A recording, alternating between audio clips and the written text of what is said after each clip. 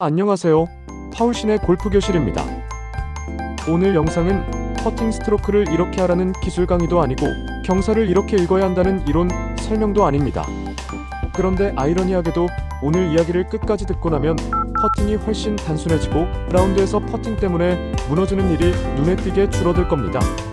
그래서 오늘 영상은 퍼팅 연습을 아무리 해도 스코어가 줄지 않는 분들이라면 반드시 끝까지 보셔야 하는 이야기라고 말씀드리고 싶습니다. 골프를 치다 보면 누구나 한 번쯤은 경험합니다. 특별히 퍼팅 연습을 더한 것도 아닌데 그날은 이상하게 퍼팅이 잘 되는 날이 있습니다. 짧은 퍼팅이 전혀 무섭지 않고 롱 퍼팅도 거의 다 붙고 파 퍼트도 자연스럽게 들어가면서 라운드가 굉장히 편해집니다. 이런 날에는 동반자들이 오늘 퍼팅 진짜 좋다라는 말을 쉽게 합니다. 그런데 문제는 다음 라운드입니다. 똑같이 치려고 했고 같은 스트로크를 한다고 느꼈는데 퍼팅이 다시 흔들립니다. 그때 우리는 이렇게 말합니다. 오늘은 퍼팅감이 안 좋네. 그런데 정말 감의 문제일까요? 이 질문을 가지고 수많은 투어 프로들의 인터뷰와 레슨 영상을 살펴보고 실제 아마추어 골퍼들의 라운드를 현장에서 지켜본 결과 하나의 공통점이 보였습니다. 퍼팅이 잘 되는 날에는 기술이 바뀐 게 아니라 행동이 바뀌어 있었고 퍼팅이 안 되는 날에는 늘 비슷한 행동 실수를 반복하고 있었습니다. 타이거 우즈는 전성기 시절 퍼팅 인터뷰에서 이런 말을 한 적이 있습니다. 퍼팅에서 가장 중요한 건 스트로크가 아니라 결정을 언제 끝내느냐라고 말입니다. 많은 사람들이 타이거 우즈의 퍼팅 스트로크나 퍼터 그립을 연구하지만 정작 타이거 우즈가 강조한 건 퍼팅을 얼마나 빨리 결정하느냐였습니다.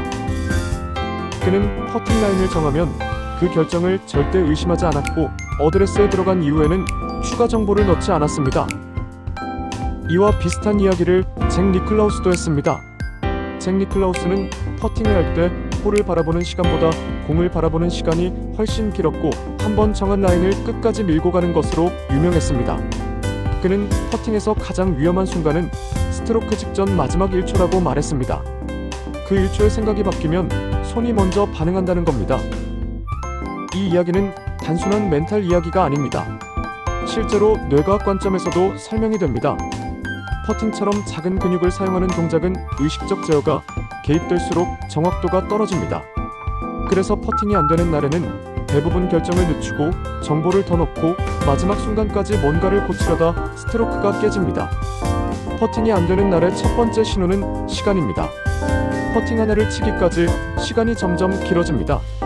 라인을 보고 다시 서서 보고 숙였다가 다시 보고 발로 느껴보고 다시 숙여서 보고 이렇게 되면 머릿속에는 브레이크, 속도, 스트로크, 손목, 거리 같은 정보가 동시에 떠오릅니다. 이 상태에서 스트로크를 하면 손은 결코 자유로울 수 없습니다. 반대로 퍼팅이 잘 되는 날에는 퍼팅이 유난히 빠릅니다. 이건 급하게 친다는 뜻이 아니라 결정이 빠르다는 뜻입니다.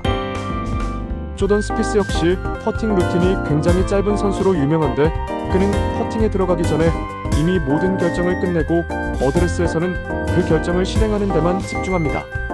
그래서 그의 퍼팅 루틴은 늘 비슷한 시간 안에 끝납니다. 두 번째 차이는 시선입니다. 퍼팅이 안 되는 날에는 시선이 계속 움직입니다. 공을 봤다가 홀을 봤다가 스트로크 직전까지도 확인합니다. 하지만 시선이 움직이는 동안 몸은 미세하게 균형을 바꾸고 그 균형 변화가 퍼터 헤드의 경로에 영향을 줍니다. 반면 퍼팅이 잘 되는 날에는 시선이 단순합니다. 라인을 정할 때는 라인을 보고 어드레스에 들어가면 공만 봅니다. 벤 크렌쇼는 역사상 가장 위대한 퍼터 중 한 명으로 꼽히는데 그는 퍼팅 스트로크 내내 공에서 시선을 거의 떼지 않았습니다. 벤 크렌쇼는 퍼팅은 손이 하는 게 아니라 눈이 조용해질 때 자연스럽게 나온다고 말했습니다. 이 말은 퍼팅 기술보다 시선 관리가 더 중요하다는 의미입니다. 세 번째 차이는 생각의 개수입니다. 퍼팅이 안 되는 날에는 생각이 많습니다. 스트로크를 어떻게 해야 할지, 손목을 고정해야 할지, 헤드를 직선으로 보내야 할지, 거리감은 맞는지. 반대로 퍼팅이 잘 되는 날에는 생각이 하나입니다. 공을 어디로 굴릴 것인가? 이 단순함이 퍼팅의 성공률을 극적으로 높입니다. 이와 관련해 유명 퍼팅 코치인 데이브 스톡턴은 퍼팅을 조준과 속도의 게임이라고 정의했습니다. 스트로크는 그 다음 문제라는 겁니다. 그는 아마추어 골퍼들이 스트로크에 집착하는 순간 퍼팅은 망가진다고 말합니다. 실제로 그의 제자들은 퍼팅 연습을 할 때 스트로크 교정보다 목표 설정과 속도 감각에 훨씬 많은 시간을 씁니다.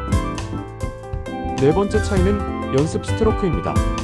퍼팅이 안 되는 날에는 연습 스트로크를 여러 번 합니다. 스트로크를 고치려는 목적이기 때문입니다. 반대로 퍼팅이 잘 되는 날의 연습 스트로크는 거의 항상 한 번입니다. 그 목적은 스트로크 교정이 아니라 속도 확인입니다. 이 퍼팅을 어느 정도 템포로 보낼 것인지를 몸에 묻히는 과정입니다.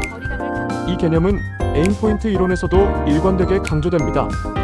에임 포인트는 경사를 읽는 방법으로 유명하지만 실제로 더 중요한 건 읽은 정보를 얼마나 단순하게 실행하느냐입니다. 에임 포인트를 사용하는 투어 프로들은 라인을 정한 뒤 연습 스트로크를 최소화하고 바로 스트로크에 들어갑니다. 정보는 이미 충분하기 때문입니다.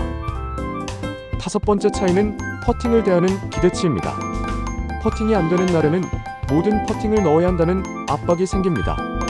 이 압박은 손을 굳게 만들고 스트로크를 짧게 만듭니다. 반대로 퍼팅이 잘 되는 날에는 넣어야 할 퍼팅과 붙이면 되는 퍼팅을 자연스럽게 구분합니다. 이 구분이 멘탈을 굉장히 가볍게 만듭니다.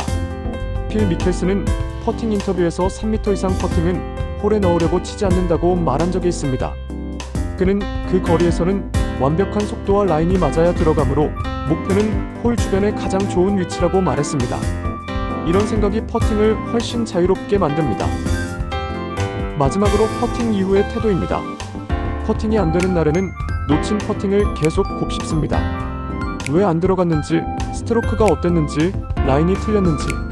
하지만 퍼팅이 잘 되는 날에는 놓쳐도 바로 다음 샷으로 넘어갑니다. 퍼팅은 지난 퍼팅을 생각하는 순간 다음 퍼팅을 망치기 시작하는 샷이기 때문입니다. 정리해보겠습니다. 퍼팅이 잘 되는 날은 기술이 좋아진 날이 아닙니다. 연습량이 갑자기 늘어난 날도 아닙니다. 퍼팅이 잘 되는 날은 결정이 빠르고 시선이 단순하고 생각이 적고 루틴이 일정하게 유지된 날입니다. 이걸 이해하면 퍼팅은 연습의 문제가 아니라 운영의 문제라는 걸 깨닫게 됩니다. 다음 라운드에서 퍼팅이 흔들리기 시작하면 스트로크부터 고치려고 하지 마시고 오늘 말씀드린 행동들이 무너졌는지부터 점검해 보시기 바랍니다. 그것만으로도 퍼팅은 생각보다 빠르게 안정될 수 있습니다. 오늘 영상이 도움이 되셨다면 좋아요 한번 눌러주시고 파울신의 골프 교실이 처음이시라면 구독도 꼭 부탁드립니다. 다음 영상에서는 실제 투어 프로들이 경기 중에 퍼팅 결정을 어떻게 단순화하는지 그 루틴을 더 깊이 들어가 보겠습니다. 지금까지 파울신이었습니다. 또 뵙겠습니다.